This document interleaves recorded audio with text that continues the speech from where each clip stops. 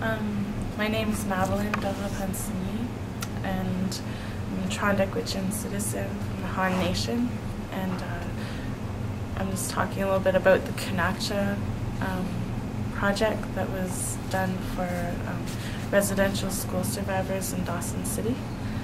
And the project started about 3 years ago. The K'anacha group started meeting about 15 years ago, and that's where the whole project came about. The K'anacha group was a group of residential school survivors that started meeting about their stories and stuff from residential school, and it was kind of like a healing circle for them. And as years passed, they started to become more comfortable with talking about their stories more publicly, and they decided that working with their counselor, Sharon Moore, that they could open their stories more and work on making a scrapbook. And the scrapbook was a plan, and then people started bringing photographs and stories, and they put those pieces together. And 3 years later, there was a exhibit called Here or Where Are the Children? And that was from I think it's a Canadian Legacy exhibit, a traveling exhibit, and it was being brought to Dawson to the K'anacha Cultural Center as a summer exhibit, and the K'anacha group wanted the scrapbook to be part of that as the Dawson component of the exhibit. So they worked for 6 months, down to the bone, to get the project done, and literally like half an hour before the exhibit opened, the scrapbook was completed. Wow. And well, I wouldn't say completed, but presented.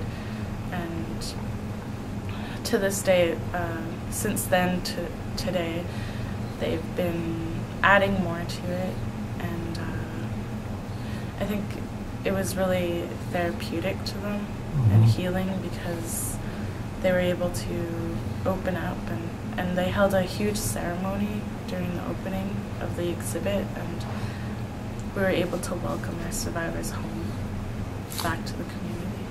What has the project done for you and other young people in your generation?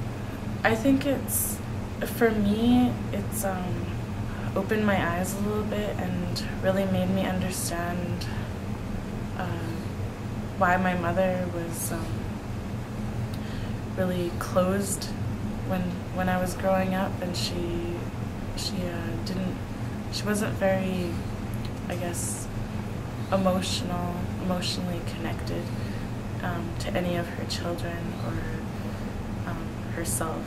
And I always wondered why my dad would always say, "I love you," and give me hugs and stuff, and my mother didn't do that, and she was very, very far away.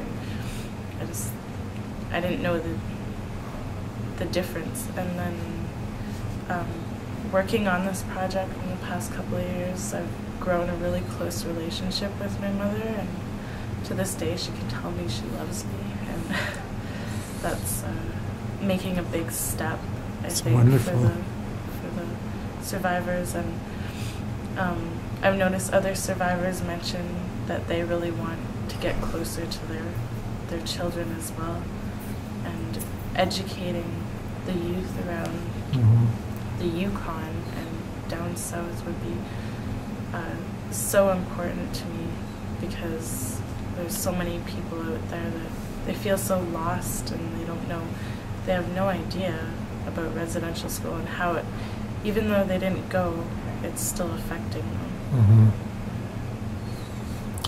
Are there any future plans for the project, Madeleine? So far we're just publishing it, and The first publishing should be out in April, at the end of April. And I understand you've had no problems with funding support. No, we've found a lot of good funding and people Lots of support this project. Lots of support from the survivors too. Yeah. Well, I'm really happy for you, and I'm really happy for the survivors and the other people in your generation that are going to learn from you, Madeleine. Thank you.